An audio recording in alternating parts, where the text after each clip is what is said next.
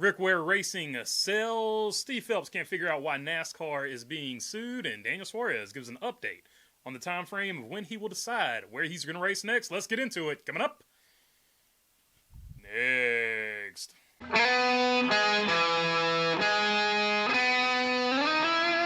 What's going on, everybody? Hope you're doing good today. All right, first things first, Ware Racing has sold, and this time it is to a familiar name. TJ Poocher, former owner of Spire or co-owner of Spire Motorsports. In fact, one of the members who brought Spire Motorsports and Entertainment, as it was called back then, to the NASCAR Cup Series. He most recently, last year, sold his share to Dan Taurus and his organization who owns it now. But he wanted to stay in the NASCAR game. Let's take a look at this quote from motorstardom.com. Or actually, Motorstardom on Instagram. I said that wrong. I am bullish on wanting to build a three-car team. I believe in the France family and the direction of the sport, and I want the rest of the shareholders in industry to know that I believe the charters are worth $75 million or more, he told AP News.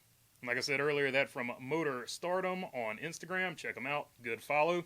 So if you look at what he did with Spire when he bought in to that charter a long time ago, that charter, of course, being Furniture Row's charter before they expanded to what they have now, he looked at it as a business opportunity, and I think from that quote right there, you can see his same mentality here.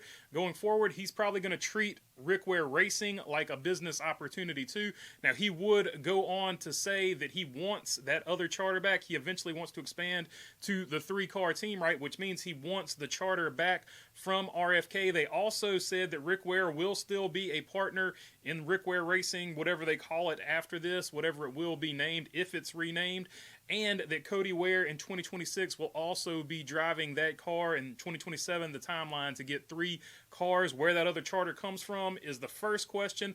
The second question is, do they even have 2 charters? Because they have a lawsuit going on with Legacy over who actually owns that charter that currently is being leased by RFK. That's the charter that Ryan Preece is using this season. So a lot of stuff up in the air, but this is what we know so far, and interesting which way this will go going forward. Is it going to be treated like a business opportunity?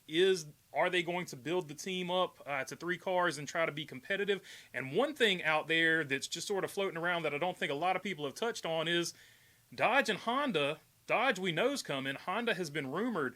Are they part of this mix here as to why Ware Racing got bought? Is it part of the Dodge coming back to Cup, or is this going to be one of the teams that Honda, if they come in, that is, of course, just a rumor still, is this going to be one of the teams that they earmark to get those charters for? But either way, what we do know, Ware Racing was bought. TJ Poocher now is the majority owner, I guess, or at least partnered with Ware, and we will see what comes from that. Whether or not they have 2 charters or 1 charter next year, we still don't know. Whether or not they can get the 3 charters and where that 3rd charter comes from, we still don't know. So a lot of unknowns. The only thing we know is that next year they will have at least 1 charter and that Cody Ware will be driving that car. What I would say on that, the viewers I think will get this. Phelps said there was a significant increase in the revenue that teams got. So over the period of time, I think the increase we offered the team contract was 73%. That's a significant increase. In my opinion, if you're monopolistic and you have that monopolistic behavior, you're not going to increase by 73%. You're actually going to go backwards because you have that ability to do it. For us, that's not what we wanted to do because we need healthy race teams. Healthy race teams put on better racing. I hear from fans, I don't really care about all this, but you should care. You should care that your race teams are healthy because if they're healthy, it's just a better experience for a race fan. That from Sports Illustrated and Joseph Srigley reporting on Steve Phelps saying he doesn't know why NASCAR is being sued. And he used some interesting language there. Before I break down what he said, I want to break down a couple of words he said in there. He said, I think, and in my opinion. That means whatever he said here, in my opinion, has been legally coached up because that gives you plausible deniability. That is basically letting everyone know in that speech right there or in that quote right there that he's giving. He is giving his opinion. He's not saying what NASCAR actually did. He said, I think it was 73% increase that they were offered. And in my opinion, we're not being monopolistic. So he's giving himself legal wiggle room to get out of these comments being used in court. So take these comments for what they're worth off jump. But of course, the big number he threw out there, and I think the reason that he had this conversation, or at least worked this into this conversation or article that he was having here, was the 73%. He's on a propaganda campaign. That's why he used the commentary and the language that he used. He wants that 73% number out there to make 2311 and Front Row Motorsports look as bad as possible. He wants everyone to think, hey, they turned down a 73% increase. These guys are crazy. You can't possibly support them. That is 100% the campaign that they're on. And if you couple that with, of course, the information that NASCAR wants the team's financials, they've requested the team's financials going further in this lawsuit.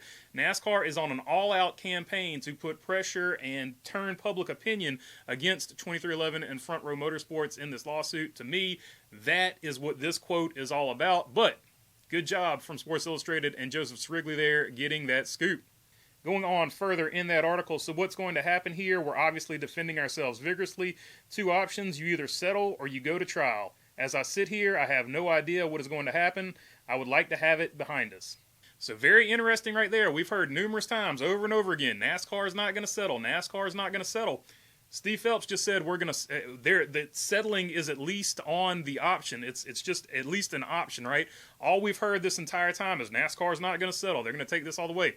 Well, Steve Phelps just debunked that by saying we might settle, because settling apparently is an option to Steve Phelps, or you go all the way to trial. But that is also an interesting tidbit from that article. Definitely go check it out at sportsillustrated.com.